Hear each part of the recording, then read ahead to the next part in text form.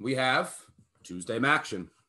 All right, we have Buffalo at Miami of Ohio, Akron at Western Michigan, and Ohio at Eastern Michigan. What do you got here? You want to just go through your projections? Is there a game that in particular that is on your radar? I think from a Tuesday night perspective, Buffalo, Miami, I've got projected at Miami of Ohio -6. The Buffalo pass rush is one of the best in the nation, and the Miami of Ohio offensive line has been terrible at protection. They lost a lot of talent from last year. But Gabbard at the same time is one of the better quarterbacks in MAC. So that's a game I don't know if I'm going to get into. A total projection of 55. By the way, don't fool yourself. If you're taking an under in these MAC games, good luck. You don't call into the voicemails if you took an under on the MAC games. I'm not going to. You're not going to get a suggestion out of me, which is going to lead me into Ohio, Eastern Michigan. I don't know how you don't go over in this game. This is a number I believe I've got up in the 50s. But between Ohio running the ball with Rourke and Ben Bryant throwing for Eastern Michigan against a terrible Ohio secondary, I don't see how there's any defensive stops here. Project the game, Eastern Michigan -8. I think this is just a game where you lay the over and just sit back because these unbelievable. Akron, Western Michigan on Tuesday night. Can't bet that under. Do not bet that under. Yeah, don't bet that under either. Western Michigan -22.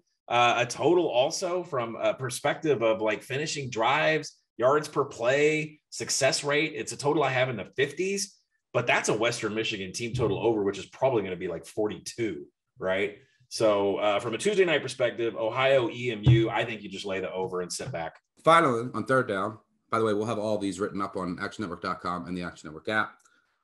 On third down, we have Wednesday night action. We have 3 more games. I will personally writing up Toledo at Bowling Green. And the exception to the rule, Colin, we're betting under here, I think. But I think that Toledo's defense, which was embarrassed last week, just out of left field, it's one of the best defenses. It's the best defense in the MAC. It was playing at a top 25 level nationally this year. And I think that the Bowling Green offense is not moving the ball on them. And the Toledo offense can be shut down. So I think that there's this is the under. This is the only game of the week that I would recommend an under. I got to see where it comes out, and I'll write it up there. But that's my look there. You also have Ball State at Northern Illinois. Ball State's been a weird team to crack because, I mean, Drew Plitt, he's been extremely inconsistent, and it's very bizarre. Ball State doesn't have a running game, right? So if Plitt is off, their offense goes into a shell. I don't know why he hasn't been as consistent as last year. He has the same weapons as he did last year. Maybe it was, last year there's just weird results in the COVID year, and it just happened to be Ball State's year.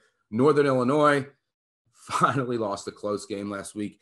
Their coach, Thomas Hammock, came from the Ravens, and you can see some of the Ravens, approach and philosophies shine through. They go for 2 a lot when they're down. They'll go for 4th down all the time, high variance. There's some regression coming in that department, though. What did they go, 5 of 5 on 4th down last week? And I was talking about the 4th down regression is coming. They're like 85% led the nation in 4th down conversion rate. On defense, they've been really good in that department as well. So, and here's the thing. Northern Illinois' defense is horrendous. Now, their offense has been really good. They've been running the ball. Rocky Lombardi threw for close to 600 yards last week. But Ball State, Drew Plitt should get going here. I still think that there's some regression coming for Northern Illinois. I'm going to be looking at Ball State here to see if we can get a good number. Any thoughts? And then finally, we have Kent State at Central Michigan. That's my right. Don't bet a Kent State under. I'll tell you that. Flash fast offense was rolling last week against Northern Illinois. What do you got? What you're looking at on Wednesday? Yeah, projecting Northern Illinois -4. This is a team that I refuse to lay that many points with. Every game seems to be close. They're winning them by short margins and a little bit of horseshoe up the ass kind of stuff going on. So Ball State may be the look if I can trust Plitt. I agree with you. I don't know.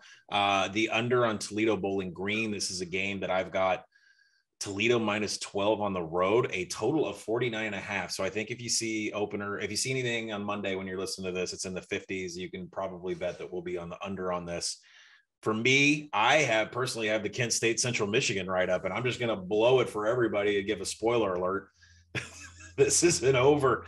Central Michigan -2 is a projection. There's no way I would take a side in a game that could be 100 points to really, stamp this game. Kent State, second in the nation in tempo. Central Michigan, 20th in the nation in tempo. The special teams on these two teams are terrible. Kent State's 119th.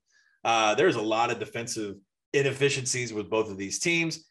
This is your live game trading game of the night on Wednesday, but over anything in the 60s, right? I can't see this not hitting 70. Anything in the 60s, we're going to hit. I'm going to be sliding some over money in here today.